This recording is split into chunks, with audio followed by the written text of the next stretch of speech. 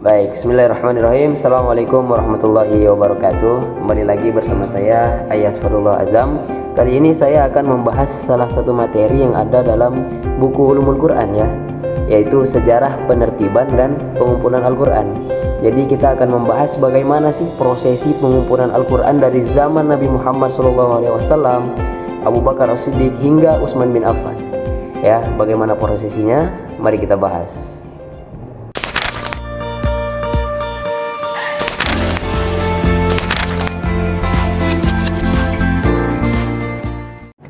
Oke, baik. Sebelum kita menuju ke prosesi pengumpulannya, alangkah baiknya kita mengetahui dulu nih, apa sih definisi dari Al-Quran tersendiri.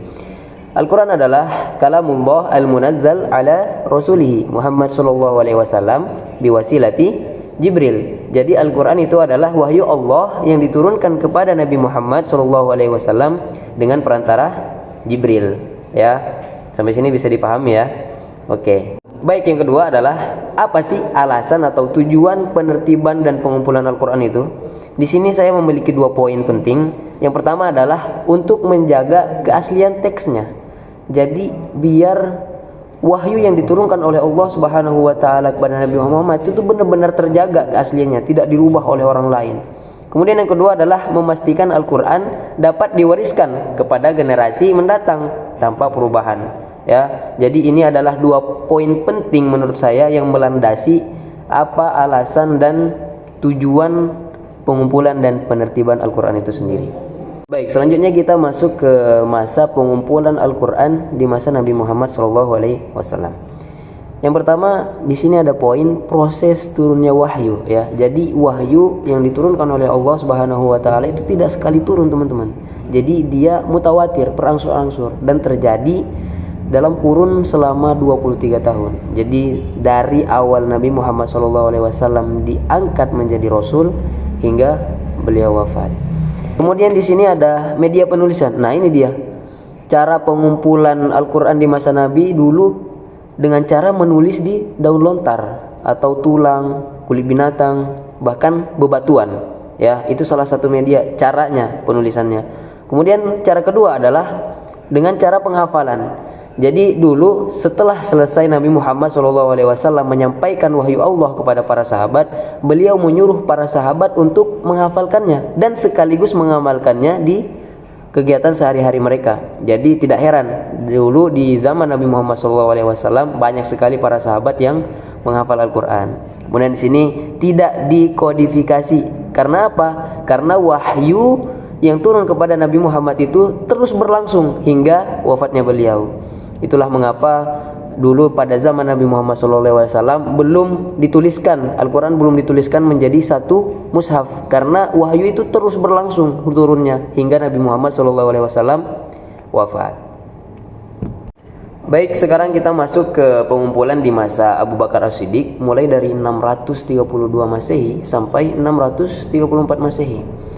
Di sini dapat dilihat, teman-teman, faktor utama kenapa terjadi pengumpulan di masa Abu Bakar As-Siddiq, yaitu tidak bukan karena pada saat perang Yamamah dulu banyak sekali para penghafal yang gugur di medan perang, teman-teman.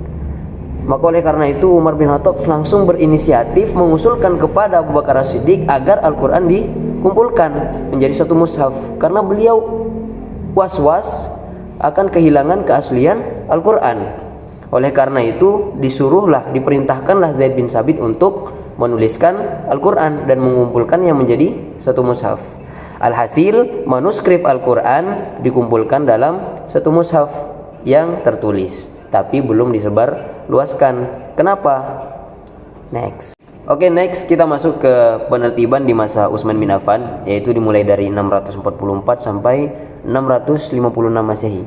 Perlu digarisbawahi, masa Utsman bin Affan ini adalah penertiban, bukan lagi pengumpulan, karena pengumpulan Al-Quran telah dilaksanakan pada masa Abu Bakar As-Siddiq. Di Utsman bin Affan ini, di masanya hanya dilakukan penertiban saja. Kenapa?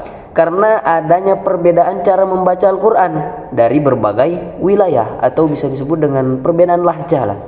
Sama dengan Indonesia, antara bahasa Sunda dan bahasa Jawa itu berbeda lahjahnya. Bahasa Sumatera dengan bahasa Sulawesi, Sulawesi dengan Jawa sangatlah berbeda. Sama dengan bahasa Arab juga begitu. Orang Arab juga memiliki dialek masing-masing antara kabilah dengan kabilah lain itu berbeda. Ya, maka pada masa Utsman bin Affan ini dilakukan penertiban Al-Quran karena ditakutkan nih cara membaca Al-Quran yang berbeda-beda itu berpotensi untuk mengakibatkan perpecahan di antara kalangan umat. Ya, jadi itu alasannya kenapa ditertibkan di masa Utsman bin Affan. Kemudian di sini ada proses kodifikasi. Bagaimana proses kodifikasinya? Yaitu dengan cara membentuk tim yang dipimpin oleh Zaid bin Sabit dengan menggunakan mushaf yang telah dikumpulkan pada masa Abu Bakar As-Siddiq sebagai referensi utamanya. Kemudian dituliskanlah dengan satu dialek. Dialek apa itu? Dialek Quraisy. Maka setelah itu barulah terbit yang namanya mushaf Utsmani yang dipakai sampai sekarang ini. Baik, dari materi yang saya sampaikan tadi dapat disimpulkan bahwa di sini ada 3 tahap ya teman-teman. Yang pertama adalah masa Nabi Muhammad SAW, yaitu cara pengumpulan dan penertibannya itu dengan cara penghafalan dan penulisan yang terbatas. Kemudian di masa Abu Bakar itu adalah masa-masa pengumpulan pasca wafat Nabi Muhammad SAW. Kemudian yang terakhir adalah masa Utsman bin Affan, yaitu bukan pengumpulan lagi ya teman-teman, tapi penyeragaman mushaf yang disatukan menjadi mushaf Utsmani. Baik, sekian saja dari saya, kurang lebihnya mohon maaf. Wabillahi taufiq wal hidayah. Assalamualaikum warahmatullahi wabarakatuh.